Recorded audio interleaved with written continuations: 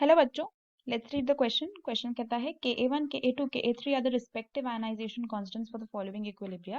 H2 is giving H plus plus HS minus, HS minus giving H plus plus H2 minus, H2 is giving 2H plus plus H2 minus। ठीक है, ये आपको तीन ionization constants दिए हैं reactions के लिए। तो इनके बीच में आपको रिलेशनशिप बताना है K3 is K1 into K2 या K3 is K1 by K2, K3 is K1 minus K2, K3 is equal to K1 plus K2. So basically we have to find out the relationship between these three ionization constant. तो की concept हमारा यही हो जाएगा। This is what we are going to find out, the relationship between Ka1, Ka2 and Ka3। तो इसको निकालेंगे कैसे? पहले हम तीनों रिएक्शंस लिखेंगे, तीनों रिएक्शंस में ये तीनों वैल्यूज निकालेंगे, मतलब इनके एक्सप्रेशंस लिखेंगे, फिर उनको हम आपस में रिलेट कर देंगे। तो अगर पहली रिएक्शन देखते हैं तो पहली reaction is H2S giving H plus plus HS minus. तो अगर Ka1 लिखना है तो क्या हो जाएगा?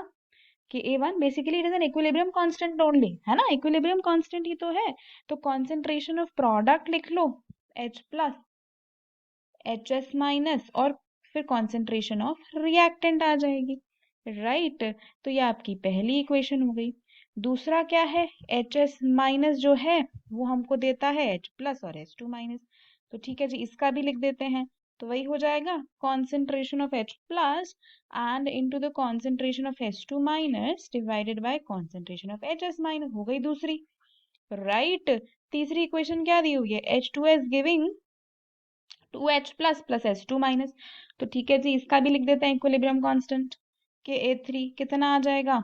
H प्लस का स्क्वायर स्टोइचोमेट्रिक कोएफिशिएंट पावर में चला जाएगा, H2 minus divided by concentration of H2S, हो गया तीसरा, राइट। अब निकालना है इनके बीच में रिलेशनशिप। अब अगर आप ध्यान से देखो तो अगर हम फर्स्ट और सेकंड रिएक्शन को ऐड करते हैं तो ये हमें तीसरी रिएक्शन देती है, राइट। पहली और दूसरी रिएक्शन को जब आप आपस में ऐड करोगे ना तो आपको ये थर्ड वाली रिएक्शन जो है वो मिल जाएगी। तो मतलब इनके जो इक्विलिब्रियम कांस्टेंट्स हैं वो क्या हो जाएंगे? मल्टीप्लाई। तो जब दो रिएक्शंस ऐड होती हैं उनके इक्विलिब्रियम कांस्टेंट्स मल्टीप्लाई हो जाते हैं। दिस इज अ प्रॉपर्टी और a characteristic of the equilibrium constants. तो मतलब Ka1 को अगर आप मल्टीप्लाई कर दो Ka2 से तो आपको मिल जाएगा Ka3। और आप ये करके भी देख सकते हो, Ka1 और Ka2 को जब आप मल्टीप्लाई करोगे ना तो देखो क्या होगा, HS माइनस आपस में कट जाएगा, ठीक है, H प्लस का स्क्वायर हो जाएगा, H2 माइनस हो जाएगा और H2S बचेगा। यही होने वाला है। इन दोनों को आप इन दोनों के इक्विलिब्रियम कांस्टेंट्स मल्टीप्लाई करोगे, इसी के बराबर आएंगे। और यही रिलेशनशिप आपके पास है, Ka1 into Ka2 gives you Ka3, और ये आपको ऑप्शन ए में दिया गया है। तो अगर इस क्वेश्चन में हम बात करते हैं अबाउट द फाइनल आंसर, तो इसका जो ऑप्शन आ जाएगा that is going to be option A. Hope you understood it well. Best of luck.